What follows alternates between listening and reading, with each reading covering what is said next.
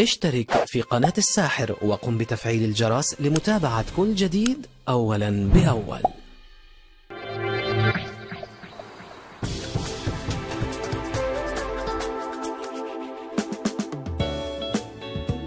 السعال وعلاجاته الفعالة. حين وقوعنا في الرشوحات المختلفة يقوم الجسم كأحد ردود الفعل الطبيعية لحماية مجرى التنفس بتوليد السعال في حالة ورود كميات كبيرة من البلغم إلى الحنجرة، وقد يكون أيضا رد فعل على الحساسية، وبالمجمل هو فعل لتنظيف مجاري التنفس الوسطى الرغامة والحنجرة من أي تراكمات أو أوساخ توجد فيها.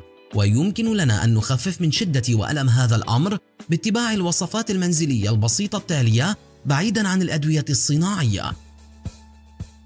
الوصفة الأولى: يعد استخدام العسل سواء لوحده بتناول ملعقة منه أو بأخذه مع المغليات كالشاي مثلا أو مع الليمون أو الماء الدافئ من أكثر الأمور فائدة وشيوعا أيضا لتخفيف السعال وإعادة تليين الحلق.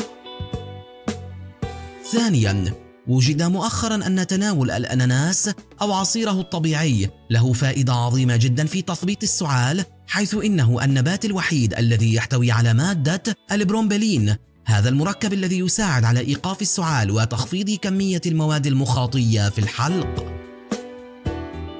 ثالثا، القيام بشرب مغلي أوراق النعناع أو استنشاق أبخرتها المنطلقة يساعد بشكل كبير على تهدئة السعال وإزالة الاحتقانات التنفسية، كما ويساعد على تكسير المخاط في المجاري مما يساعد على طردها خارج الجسم، وكل هذا من تأثير مادة المنتول العطرية التي تكسب النبات رائحته الجميلة. رابعاً، من النباتات التي يمكن الاستفادة منها بالكامل من الجذور وحتى الأزهار في مكافحة الرشوحات وإيقاف السعال وحدته هي نباتات الختمية لغناها بالمواد المفيدة لهذا الأمر، حيث يمكن غليها وشرب مغليها كما الشاي، ويجب الانتباه إلى عدم إعطاء مغلي الجذور للأطفال.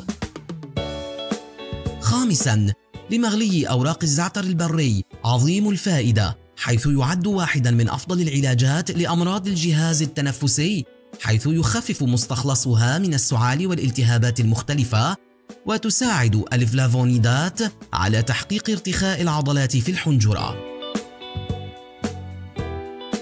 سادساً، يمكننا وضع نصف ملعقة من الملح الصخري في كأس ماء دافئ والغرغرة بها لعدة مرات، يخفف الملح من احتقان الحلق ويعطي شعوراً بالاسترخاء للعضلات التعبة من جراء ضغط السعال.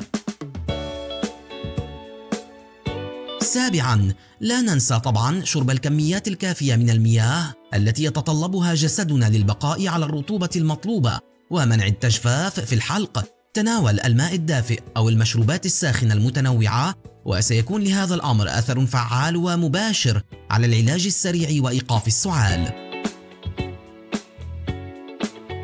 ثامناً، تناول فصوص الثوم وقضمها في الفم هي واحدة من أقوى العلاجات لإيقاف السعال والقضاء على الميكروبات والجراثيم في المجاري التنفسية العليا وتخفيف جميع الاحتقانات والالتهابات المنتشرة، هذا بسبب ما يمتلكه الثوم من مركبات الليسين ومشتقاتها، ويمكن تناول حباته أو وضعه مع الطعام، ولإخفاء الرائحة وعمل تركيبة مزدوجة مفيدة يمكننا خلطه مع القليل من العسل.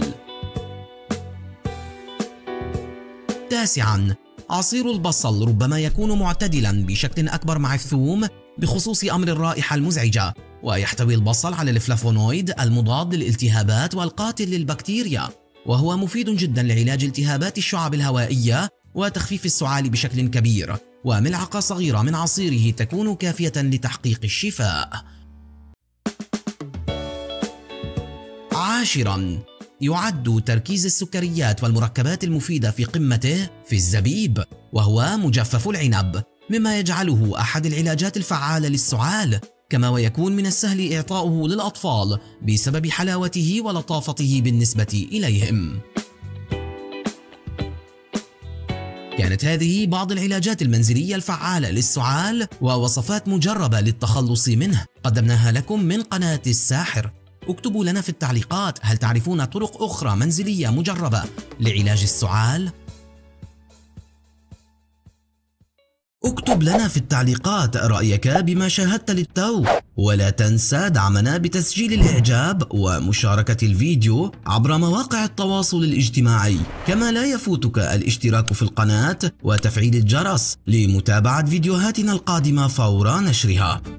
أما إذا أردت مشاهدة المزيد فاختر واحدا من الفيديوهات المقترحة التي تظهر على الشاشة أمامك الآن.